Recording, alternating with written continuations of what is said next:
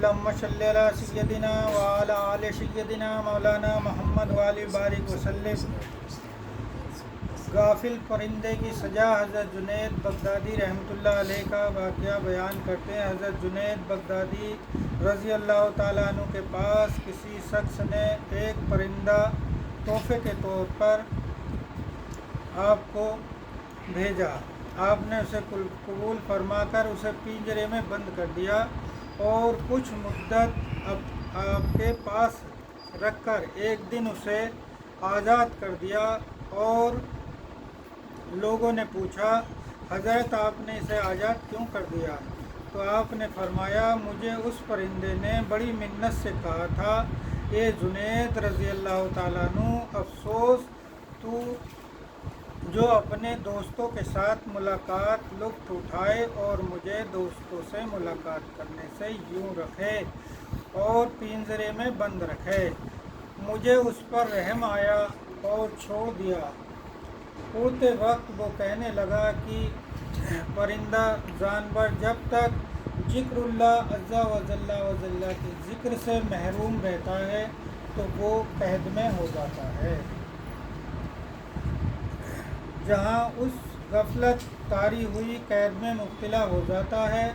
حضرت جنید رضی اللہ تعالیٰ عنہ میں یاد الہی سے اللہ عز و جل کی یاد سے ایک دن غافل ہوا، جس کی سزا مجھے پنجرے میں سخت قید بھگتنا پڑی۔ ہائے ان لوگوں کا کیا حال ہوگا جو اکثر اللہ عز و جل کی یاد سے غافل رہتے ہیں۔ اے جنید رضی اللہ تعالیٰ عنہ، میں آپ کے سامنے پکا وعدہ کرتا ہوں کہ آئندہ کبھی اللہ عز و جل کی یاد سے غافل نہیں رہوں گا۔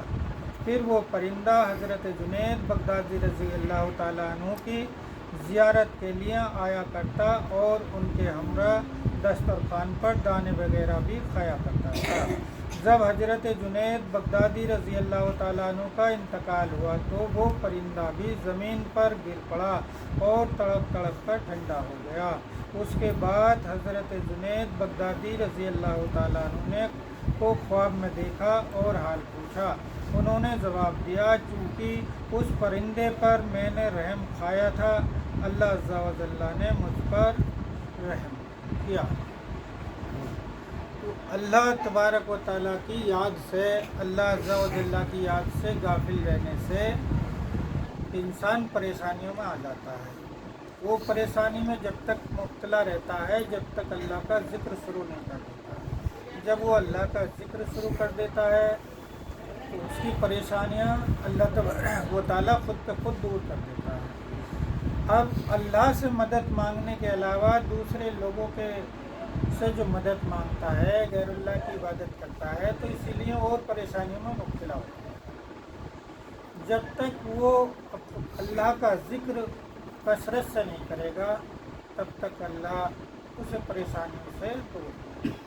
اس کی پریشانیوں کا سبب یہ ہوتا ہے کہ وہ اللہ کے ذکر سے غافل ہوتا ہے۔ اس لیے کوئی بیماری میں مبتلا ہو جاتا ہے، کوئی پریشانی میں مبتلا ہو جاتا ہے، تو ہر وقت ہر سمے اللہ عز و جل کا ذکر کرنا چاہیے۔ اللہ کی یاد سے غافل رہنے سے پریشانیاں آتی ہیں۔ السلام علیکم ورحمۃ اللہ وبرکاتہ۔